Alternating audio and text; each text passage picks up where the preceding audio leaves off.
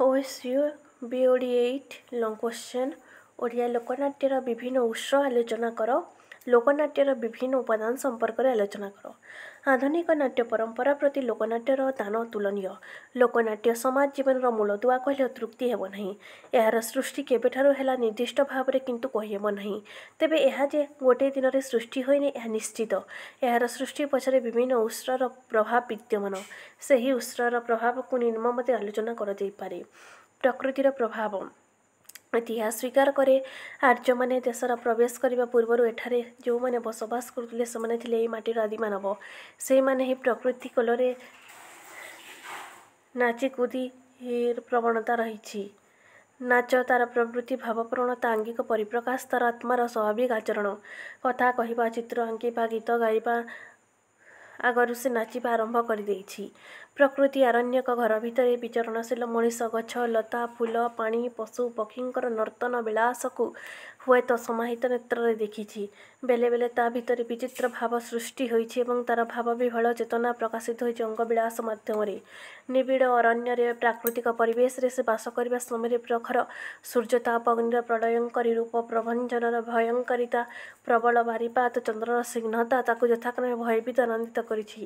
ତାର ସେହି ଭାବାବେଗକୁ ପରିପ୍ରକାଶ କରିବା ଲାଗି ଏଥିରୁ ରକ୍ଷା ପାଇବା ପାଇଁ ସେ ନାଚିଛି ସମବେଦନା ଲାଭ ଉଦ୍ଦେଶ୍ୟରେ। ପ୍ରାକୃତିକ ସୁଷମା ତା ମନରେ ଆନନ୍ଦ ଭରିଦେବାରୁ ସେ ବିହ୍ୱଳିତ ହୋଇ ନାଚିଛି। ତେଣୁ ନାଟକର ପ୍ରାଥମିକ ସୂଚନା ଏଥିରୁ ହିଁ ଦେଖିବାକୁ ମିଳିଥାଏ। ଆଦି ମାନବ ପ୍ରାପ୍ତିରୁ ଆନନ୍ଦରେ ଉଲ୍ଲସିତ ହୋଇ ଉଠିବା ସମୟରେ ବାଦ୍ୟ, ଗୀତ, ନୃତ୍ୟ ମାଧ୍ୟମରେ ନିଜର ଆନନ୍ଦ ଭାବକୁ ପ୍ରକାଶ କରିଛନ୍ତି। ଧାର୍ମିକ ଚିନ୍ତନ। ଧାର୍ମିକ ଭାବନାରୁ ଲୋକନାଟ୍ୟର ସୃଷ୍ଟି ବୋଲି ମତ ପ୍ରକାଶ ପାଇଥାଏ। ଲୋକେ ପ୍ରଥମେ ନାଚୁଥିଲା। ନାଚ ଭିତରରୁ ଆପଣାମାନେ ଆସିଥିଲେ। ତାପରେ ସେମାନେ ନାଟର ପରିକଳ୍ପନା କରିଥିଲେ। ରହସ୍ୟ ଅଦୃଶ୍ୟ ଶକ୍ତିକୁ ଆକାର ଦେଇଥିଲେ। ତାକୁ ତୁଷ୍ଟ କରିବା ପାଇଁ ତାର ଗୁଣଗାନ କରିଥିଲେ। ନିଜ ଜୀବନଚର୍ଯ୍ୟାର ଆଧାରରେ ତାର ନିରାଜନା କରୁଥିଲେ। ତାକୁ ସୁଖୀ କରିବା ଆଳରେ ଆତ୍ମବିନୋଦନ ଭାବରେ ମଜ୍ଜି ରହୁଥିଲେ। ରହସ୍ୟକୁ ଯେମିତି ନିଜ ନିଜ ଭିତରେ ଅନୁଭବ କରୁଥିଲେ। ସୁଖରେ କାଳ କାଟିବାର ସକଳ ବ୍ୟାକୁଳତା ନାଟ୍ୟ ରୂପ ନେଇଥିଲା। ସେ ବ୍ୟାକୁଳତା ଭିତରେ ଶୋକ, ଉଚ୍ଛ୍ୱାସ, ପ୍ରେମ, ପ୍ରତାରଣା, ଘୃଣା, ଈର୍ଷା, କରୁଣା ପରି ସକଳ ଭାବ ପ୍ରକାଶ ପାଉଥିଲା। ସେହି ଆଦିମ ମନୁଷ୍ୟ ଦେବଦେବୀଙ୍କ ଦୃଷ୍ଟି ଉଦ୍ଦେଶ୍ୟରେ ଦୁଷ୍ଟ ଶକ୍ତିମାନଙ୍କ କବଳରୁ ନିଜକୁ ତଥା ଆତ୍ମୀୟ ସ୍ୱଜନମାନଙ୍କୁ ରକ୍ଷା ପାଇଁ ବିଭିନ୍ନ ନୃତ୍ୟ, ଅଭିନୟ ମାଧ୍ୟମରେ ନିଜର ମନୋଭାବକୁ ବ୍ୟକ୍ତ କରୁଥିଲେ। ଧର୍ମକୁ ଭିତ୍ତି କରି ପୃଥିବୀର ବିଭିନ୍ନ ସ୍ଥାନମାନଙ୍କରେ ଧର୍ମାନୁଷ୍ଠାନ ଗଢ଼ି ଉଠିଥିଲା। ଗ୍ରୀସ ଦେଶରେ, ଇଂଲଣ୍ଡରେ, ଭାରତରେ ପ୍ରାୟ ପ୍ରତ୍ୟେକ ସ୍ଥାନରେ ଧର୍ମାନୁଷ୍ଠାନ ସହିତ ନାଟକ ରଚନାର ସମ୍ପର୍କ ଥିଲା ଓ ଧର୍ମ ଅନୁମୋଦିତ ଗଳ୍ପଗୁଡ଼ିକ ଲୋକମାନଙ୍କର ମନରେ ଦୃଢ଼ ଭାବରେ ଅଙ୍କିତ କରିବା ନିମନ୍ତେ ଧର୍ମଯାଜକମାନେ ନାଟକ ଆକାରରେ ସେହି ଗଳ୍ପମାନଙ୍କର ଅଭିନୟ ପ୍ରଦର୍ଶନ କରିଥିଲେ।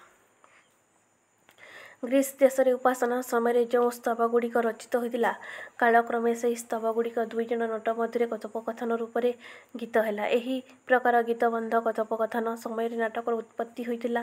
ଇଂଲଣ୍ଡରେ ସେହିପରି ଯୀଶୁଖ୍ରୀଷ୍ଟଙ୍କର ଜନ୍ମ ଓ ତିରୋଭାବ ସହିତ ସମ୍ପୃକ୍ତ ବାଇବେଲର ଗଳ୍ପଗୁଡ଼ିକ ଧର୍ମମନ୍ଦିରରେ ଅଭିନୀତ ହୋଇଥିଲା। କ୍ରମଶଃ ଏହିପରି ଅଭିନୟ ଦ୍ୱାରା ଏହାର ଅନ୍ତର୍ନିହିତ ଭାବମାନ ଲୋକ ସମାଜରେ ପ୍ରଚଳିତ ହେଲା। ଓଡ଼ିଶା ଲୋକନାଟକ ମଧ୍ୟ ଏହା ସତ୍ୟ ଉଦ୍ଦିଷ୍ଟ। ଧର୍ମୀୟ ପରମ୍ପରାରୁ ନାଟ୍ୟାଭିନୟ ସୂତ୍ରପାତ ହୋଇଥିବାର କଥା ସତ୍ୟତା ରହିଛି। ଏହି ନାଟ୍ୟାଭିନୟ ସାଧାରଣତଃ ଯାତ୍ରା, ଅପେରା ବା ବିଶେଷ ଲୋକନାଟ୍ୟ ସ୍ତରର। ସାଧାରଣ ଲୋକମାନଙ୍କର ମନ ମଧ୍ୟରୁ ସେହି ଧାର୍ମିକ ଚିନ୍ତାଧାରା ଦୂରୀଭୂତ ହୋଇ ନଥିଲା। ଭାଷଣର ଅଧିକାରୀ ହେବା ପରି ପୁରାଣର ଭାବଧାରା ଦ୍ୱାରା ସେ ବିଶେଷ ଭାବରେ ପ୍ରଭାବିତ ହୋଇଥିଲା। ଗ୍ରାମୀଣ ନାଟ୍ୟକାରମାନଙ୍କ ଦ୍ୱାରା ରଚିତ ଏହି ନାଟକଗୁଡ଼ିକର କଥାବସ୍ତୁ ପ୍ରାୟତଃ ପୁରାଣ ଭିତ୍ତିକ ଥିଲା। ପ୍ରଥମତଃ ସେମାନେ ପୁରାଣ ଦ୍ୱାରା ବିଶେଷ ଭାବରେ ପ୍ରଭାବିତ ହୋଇଥିଲେ। ଦ୍ୱିତୀୟତଃ ପୁରାଣ କାହାଣୀ ବ୍ୟତୀତ ଅନ୍ୟ କିଛି କାହାଣୀ କଳ୍ପନା କରିବା ସେମାନଙ୍କ ପକ୍ଷେ ସମ୍ଭବପର ନଥିଲା। ତୃତୀୟତଃ ଧର୍ମମୂଳକ କାହାଣୀ ବୟାନ ଶ୍ରବଣ କରିବା ପୁଣ୍ୟ କାର୍ଯ୍ୟ ଭାବେ ବିବେଚିତ ହେଉଥିଲା। ଚତୁର୍ଥତଃ ପୁରାଣରେ ବୀରତ୍ୱ ବ୍ୟଞ୍ଜନା କାହାଣୀଗୁଡ଼ିକର ସେମାନଙ୍କ ମନ ଭିତରେ କଳ୍ପନା ରସରେ ଅନୁରଞ୍ଜିତ ଓ ସମୃଦ୍ଧ ହୋଇ ସ୍ୱତଃସ୍ଫୂର୍ତ୍ତ ପ୍ରକାଶର ମାଧ୍ୟମ ଖୋଜୁଥିଲା। ପଞ୍ଚମତଃ ପୁରାଣ ଗୃହୀତ କାହାଣୀ ଭିନ୍ନ ଅନ୍ୟ କାହାଣୀ ଗ୍ରାମ୍ୟ ଅଭିନେତା, ପ୍ରଯୋଜକ, ଦର୍ଶକମାନଙ୍କ ଦ୍ୱାରା ଗ୍ରହଣୀୟ ନଥିଲା।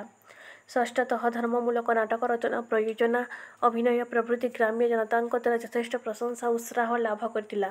ତେଣୁ ଲୋକନାଟ୍ୟ ସୃଷ୍ଟିରେ ଏହି ଧାର୍ମିକ ଚିନ୍ତନର ଯେ ଏକ ଗୁରୁତ୍ୱପୂର୍ଣ୍ଣ ଭୂମିକା ରହିଛି ଅସ୍ୱୀକାର କରାଯାଇ ନପାରେ। କୃଷି ସଭ୍ୟତା।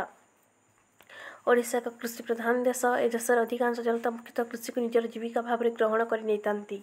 କୃଷି ସମୟରେ ବିଶେଷ ଭାବରେ ଫସଲ ଉତ୍ପାଦନ ବେଳେ ସେମାନେ ଆନନ୍ଦରେ ଉଲ୍ଲସିତ ହୋଇ ଉଠିଥାନ୍ତି। ତାଙ୍କର ଏହି ଆନନ୍ଦ ଭାବକୁ ପ୍ରକାଶ କରିବା ପାଇଁ ସେମାନେ ବିଭିନ୍ନ ଅଙ୍ଗଭଙ୍ଗୀ ନୃତ୍ୟ ପ୍ରଦର୍ଶନ କରିଥାନ୍ତି। ଗ୍ରାମୀଣ ଜନତା ମଧ୍ୟ ଏଥିରେ ସହଯୋଗ କରିଛନ୍ତି। ସେଥିପାଇଁ ଅଧିକାଂଶ ଲୋକନାଟ୍ୟରେ ଓଡ଼ିଶାର କୃଷକ ସମ୍ପ୍ରଦାୟର ମୁଖ୍ୟ ଭୂମିକା ଗ୍ରହଣ କରିଥିବାର ଲକ୍ଷ୍ୟ କରାଯାଇପାରେ। ଏପରିକି କେତେକ ଲୋକନାଟ୍ୟରେ କୃଷି ସଭ୍ୟତାର ଚିତ୍ର ପରିସ୍ଫୁଟିତ ହୋଇଥାଏ। ତେଣୁ କୃଷି ସଭ୍ୟତାକୁ ଲୋକନାଟ୍ୟ ସୃଷ୍ଟିର ଅନ୍ୟତମ କାରଣ ଭାବରେ ଗୃହୀତ କରାଯାଇପାରେ। ସାମରିକ ପରମ୍ପରା। ଏ ଦେଶର ଅତୀତ ସାମରିକ ପରମ୍ପରା ଅତୀବ ସମୃଦ୍ଧ ବୀରତ୍ୱପୂର୍ଣ୍ଣ। ଯୁଦ୍ଧଜୟୀ ଓଡ଼ିଆ ପାଇକମାନେ ନିଜ ମାଟିରେ ପାଦ ଦେବା ମାତ୍ରକେ ତାଙ୍କୁ ବିଭିନ୍ନ ଭାବରେ ସ୍ୱାଗତ ସମ୍ବର୍ଦ୍ଧନା କରାଯାଉଥିଲା। ଏହି ସମୟରେ ସେମାନଙ୍କୁ ଉତ୍ସାହିତ ଓ ଆନନ୍ଦିତ କରିବା ଉଦ୍ଦେଶ୍ୟରେ ନୃତ୍ୟ ଗୀତର ଆୟୋଜନ କରାଯାଉଥିଲା। ଋଣ ରଙ୍କ ଦୁର୍ଦ୍ଦଶ ଓଡ଼ିଆମାନଙ୍କ ମାନସପଟରେ ଯୁଦ୍ଧ ଓ ବୀରତ୍ୱର ମୁଦ୍ରା ଆଙ୍କି ଦେବା ପାଇଁ ସେହି ନାଟ୍ୟ ମାଧ୍ୟମରେ ବିଭିନ୍ନ ପୁରାଣ କଥାବସ୍ତୁକୁ ନେଇ ତନ୍ମଧ୍ୟରେ ସନ୍ନିହିତ ଯୁଦ୍ଧ ଦୃଶ୍ୟର ଅବତାରଣା କରାଯାଉଥିଲା। ବିଭିନ୍ନ ପୁରାଣ କଥାବସ୍ତୁକୁ ନେଇ ତନ୍ମଧ୍ୟରୁ ସନ୍ନିହିତ ବୃତ୍ତାନ୍ତ ଉପରେ ଗୁରୁତ୍ୱ ପ୍ରଦାନ କରାଯାଇ ଦୃଶ୍ୟ ମାଧ୍ୟମରେ ତାହା ଦେଖାଇ ଦିଆଯାଉଛି। ଏବେ ମଧ୍ୟ ଓଡ଼ିଆଙ୍କ ମାନସପଟରୁ ଅତୀତର ସେହି ଗୁରୁତ୍ୱପୂର୍ଣ୍ଣ ସମର ସ୍ମୃତି ସମ୍ପୂର୍ଣ୍ଣ ଭାବରେ ଲିଭିଯାଇନି। ଖୋର୍ଦ୍ଧା, ଢେଙ୍କାନାଳ ଆଦି ପାଇକ ଅଞ୍ଚଳରେ ଏବେ ବି ପାଇକ ଆଖଡ଼ା ଅନୁଷ୍ଠିତ ହୋଇଥାଏ। କାରୁକଳା।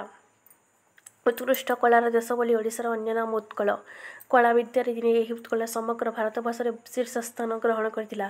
ଅତୀତ ଓଡ଼ିଶାର ସେହି କାରୁକଳାର ଦୃଷ୍ଟାନ୍ତ ଏବେ ବି ରାଣୀ କୁମ୍ଭାର ନୃତ୍ୟରତା ରମଣୀର ବିଭିନ୍ନ ସ୍ଥାନରେ ଅଙ୍ଗଭଙ୍ଗୀ, କୋଣାର୍କ ମନ୍ଦିର, ରାଜାରାଣୀ ମନ୍ଦିର, ହାତୀଗୁମ୍ଫା ତଥା ଓଡ଼ିଶାର ଅନ୍ୟାନ୍ୟ ବିଭିନ୍ନ ସ୍ଥାନରେ ପରିଲକ୍ଷିତ ହେଉଥିବା ମନ୍ଦିରମାନଙ୍କରୁ ଜଣାଯାଇଥାଏ।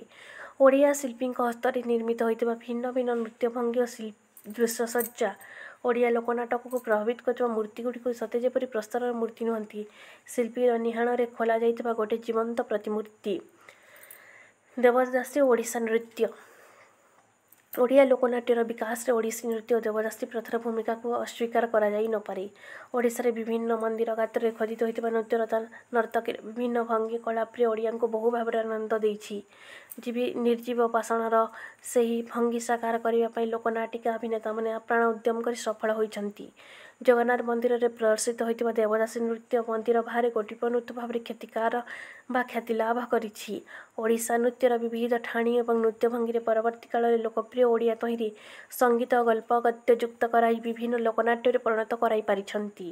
ଏହା ବ୍ୟତୀତ ଶିକାର କରିବା ସମୟରେ ପୂଜା ପାର୍ବଣ ପାଳନ ଅବସରରେ ଲୌକିକ ବିଧିବିଧାନ ବେଳେ କର୍ମକ୍ଳାନ୍ତ ଦେହ ଓ ମନକୁ ଆନନ୍ଦ ଦେବାକୁ ସୁଖ ଓ ଦୁଃଖରେ ମଣିଷ ନାଚିଛି। କାରଣ ଏହି ନାଟକରୁ ସେ ଆନନ୍ଦ ଅପାର ପାଇଛି, ଅନ୍ୟକୁ ଆନନ୍ଦ ଦେଇଛି।